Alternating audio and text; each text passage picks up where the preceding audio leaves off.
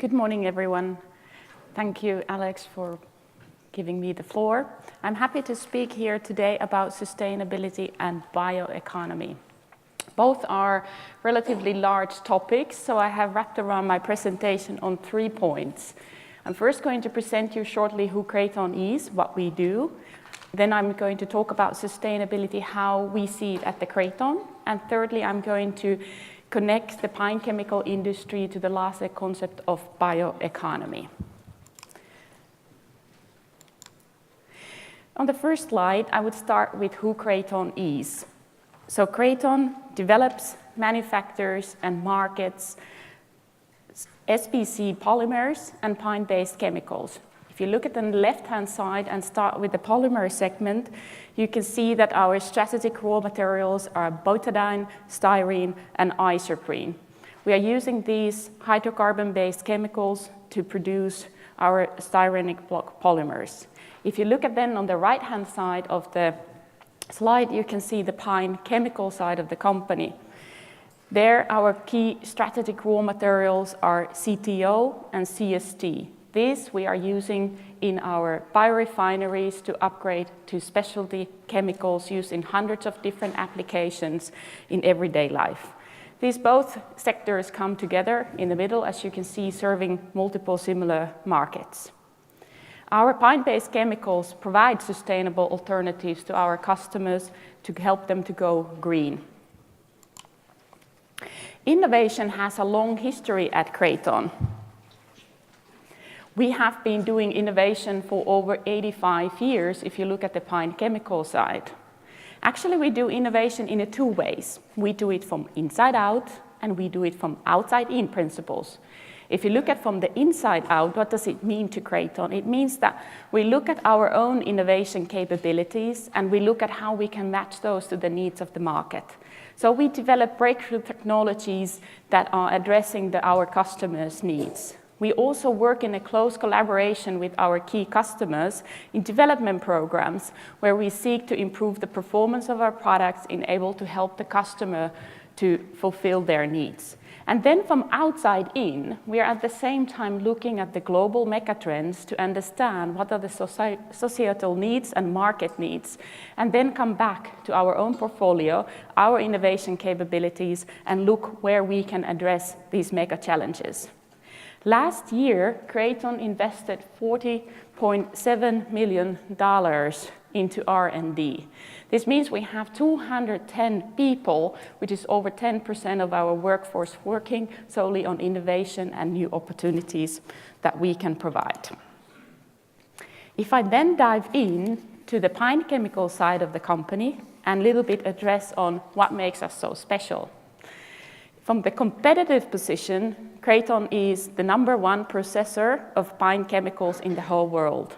We are also the global producer of the rosin, TOFA, and its derivatives. We have a very broad product portfolio, and I have a lot of experts here from my company who can engage into the discussions of what can we offer to the society. We are a global supplier of pine-based tackifiers, and we are a global supplier of pine-based pavement markers.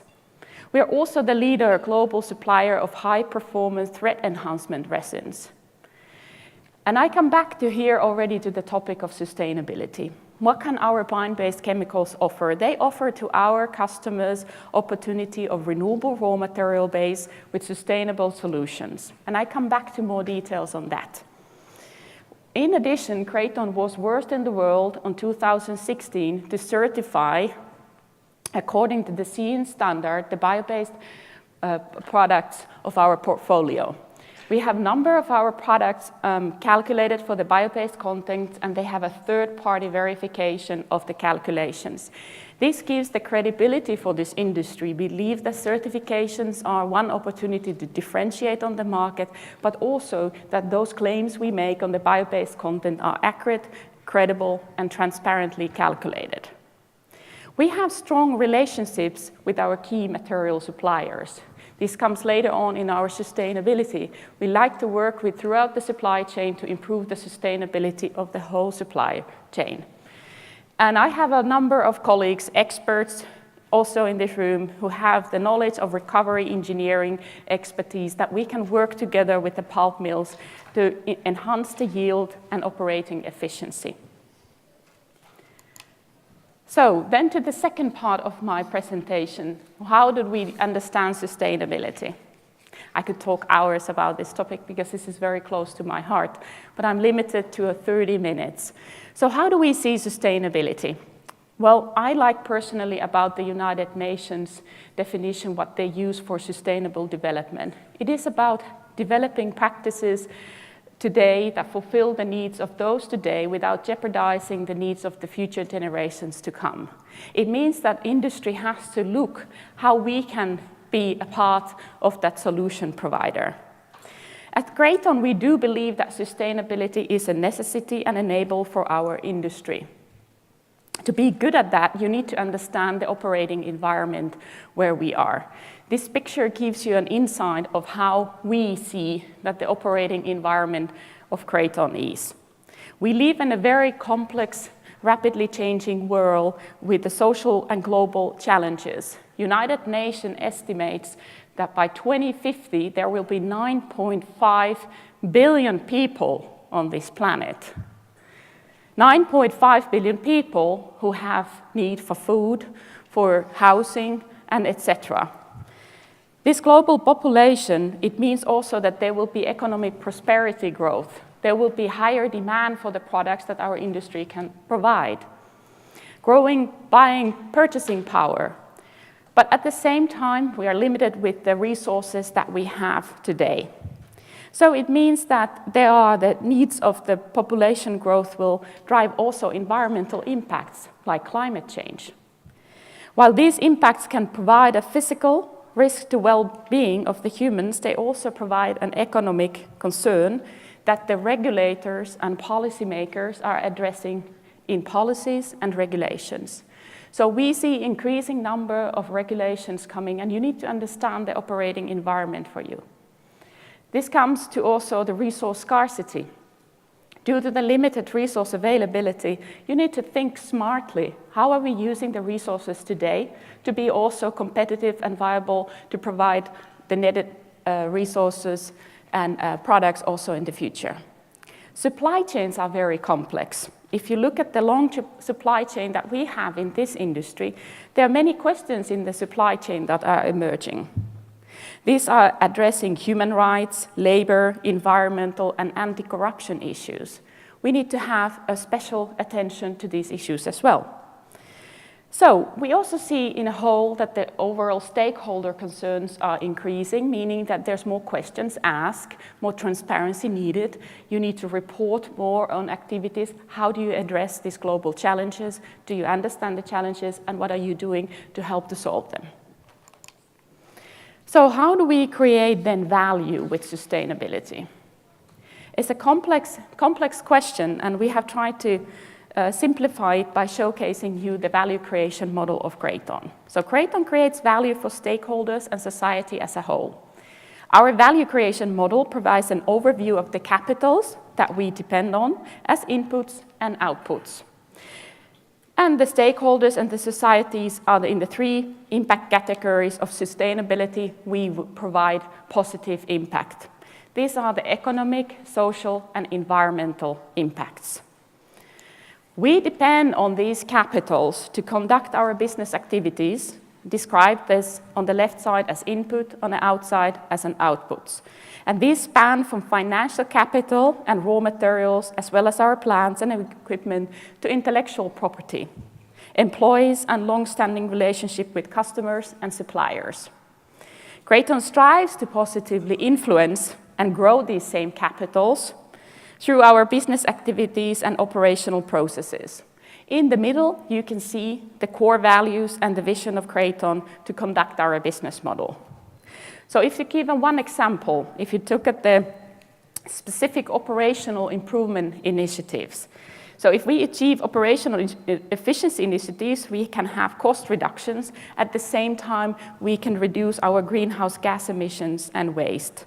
So this benefits the financial and natural capital, as well as mitigating negative impacts to the surrounding communities and building social capital. In addition, if you would invest into R&D, equipment and knowledge, you can able to bring products to the market that are innovative and customers that providing the special solutions. This grows the portfolio of intellectual property and builds the social capital with close relationships to customers. So I think at the heart of the Kraton, we do believe that long-term value has a positive economic impact to the society, and we enable the bio-based economy with our innovative products. We strive the balance and the needs of the interest of the stakeholders, and we bring innovative solutions to the society that are competitive, environmental, and socially sustainable, and they are also paid attention to the upstream, downstream industries to work together in the supply chain with customers and the society.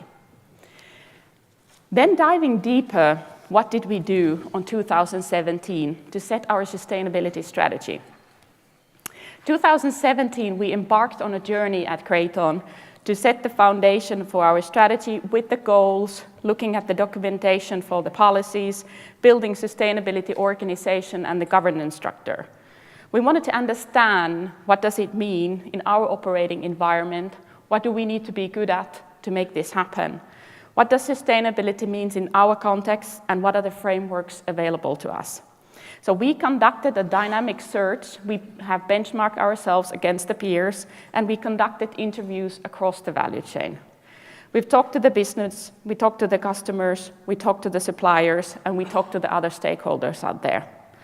In all of these culminated into our risk assessment, and it was the basis of defining the material issues for Kraton.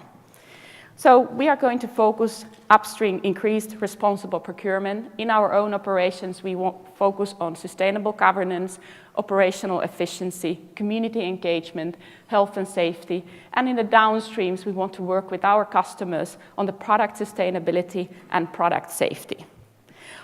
Having done all of this, it sounds relatively quickly when you speak it in 1 minute, but it was quite a long process.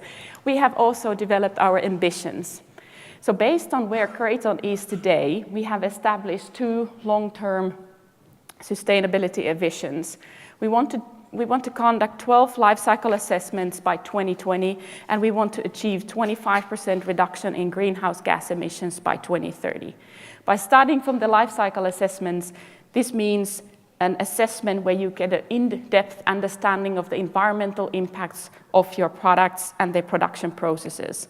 With having this knowledge of our products and the processes, we can further look how to enhance the sustainability of those products. On greenhouse gas emissions, our ambitions to reduce the greenhouse gas emissions represents the engagement in the global concern on climate change. As an industry leader, Kraton strives to reduce our own impact on climate change through the continuous improvement of the operational efficiency as well as the energy saving initiatives. Then we come to the third point of my presentation of how do we fit at the pine chemical industry to the larger concept of the bioeconomy. What does bioeconomy then mean, and why do I added the word intelligent in front of it? Well, bioeconomy is an economy that is a resource efficient and sustainable. Economy that is innovative and low on emissions. It fulfills the needs of the day, but at the same time it preserves the biodiversity and environment without risking and jeopardizing the next generation's opportunity to fulfill their needs. That's a mouthful, right? So let's go to dive into the deeper details how pine chemical industry fits to the bioeconomy. And what do I mean by us? It's industry driving for intelligent bioeconomy. If you look at the CTO refining and tall oil specifically, it is a very useful raw material for the bioeconomy. Basically, you take the sap of the pine tree, and that is extracted in the kraft pulping process to be further produced into tall oil. That is a primary raw material for pine chemical industry. Tall oil and CSD are then further upgraded into highly specialty chemical products used in multiple application areas in the world. That is in the economy, so hundreds of applications in that economy, bio-based solutions that provide a sustainable alternative.